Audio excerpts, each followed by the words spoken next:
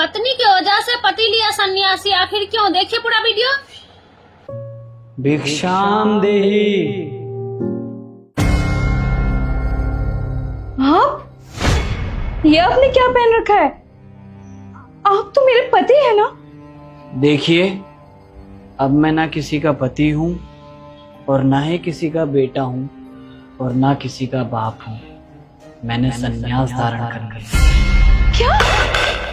और मेरे गुरुजी ने कहा है, जब तक आप अपने घर से भिक्षा नहीं लेकर आओगे, आपका संन्यास संपूर्ण नहीं होगा। तो देवी, आप मुझे भिक्षा दे दीजिए, जिससे मेरा संन्यास संपूर्ण हो जाए। ये आप कैसी बात कर रहे हैं? अरे आपका घर है, आपके छोटे छोटे बच्चे हैं, आपकी एक बीवी है और आप संन्यास धारण करने की बात कर रहे हैं? देवी, अब आपको दुखी होने की कोई जरूरत नहीं है। जब तक मैं पारिवारिक संसार में था, आपने मेरी कभी कोई कदर नहीं की। और हाँ, आपने कहा था मैं मर जाऊं या इस दुनिया में रहूं या ना रहूं, आपको कोई फर्क नहीं पड़ता। तो आपकी आंखों में आंसू क्यों देवी? ये पकड़ो थैला और बाहर से सब्जी लेके आओ। सुबह से बस खाली बैठे हो। तुम्हें तो पता है कि मेरे पास पैसे नहीं है। आपके पास तो पैसे कभी होते ही नहीं है। 10,000 रुपए तो हर महीने देता हूँ ना खर्चे के लिए तुम्हें। अरे 10,000 में क्या होता है? बच्चों की फीस जाती है, बिजली का बिल जाता है, घर का राशन आता है। आप मुझे 10,000 रुपए देते हो, कोई 1 करोड़ रुपए नहीं। यार, मैं जितना कमाता हूँ उतना ही तो दूंगा तुम्हें। अब चोरी करके थोड़ी ना लाऊंगा। अरे तुम कुछ नहीं कर सकते ना, तो एक काम कर दो, तुम यहाँ से कहीं दूर चले जाओ। कोई आकर मुझसे पूछेगा ना तो मैं उनसे ये कह दूंगी कि वो नहीं रहे। कम से कम मुझे विधवा पेंशन तो मिलेगी।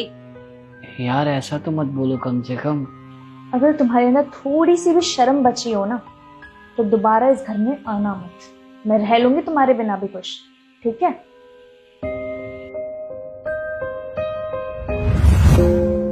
और मैंने संसार के सभी मोह माया को त्याग दिया है और मेरा इस घर से और आपसे कोई नाता नहीं है। तो आप मुझे भिक्षा दे दीजिए, जिससे मेरा संन्यास पूर्ण हो जाए। आप कैसी बातें कर रहे हैं? आप यहाँ संन्यास लेने की बात कर रहे हैं और यहाँ हमारा घर तो उजड़ चुका है। आपको पता है, जब से आप गए हैं ना, मैं और हमारे बच्चे एक एक चीज के लिए तरस रहे हैं। अरे मैं बाहर जाती तो लोग मुझे गलत नजरों से देखते हैं और मैं कह रही हूँ, अगर आप घर वापस नहीं आए ना, तो मैं और मेरे बच्चे जहर खा के मर जाएंगे। नहीं, ऐसा मत करना। और मैंने कोई संन्यास धारण नहीं किया है, ये सिर्फ तुम्हें एहसास दिलाने के लिए किया था। जब तक पति सामने होता है ना, तो उसकी कदर नहीं होती है, और जैसे ही वो दूर चला जाता है, तब उसकी अहमियत का एहसास होता है। और ये दुनिया कितनी अजीब है ना।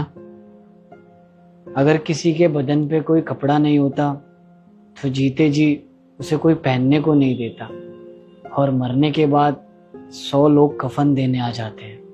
अरे जीते जी इंसान की कदर कर लो, मरने के बाद आप उसकी कितनी भी कदर कर लो, कोई मतलब नहीं बनता। और आजकल के लोग जीते जी अपने माँ बाप की कदर नहीं करते, और मरने के बाद महंगे से महंगा हार उनकी फोटो पे लगा के रखते हैं।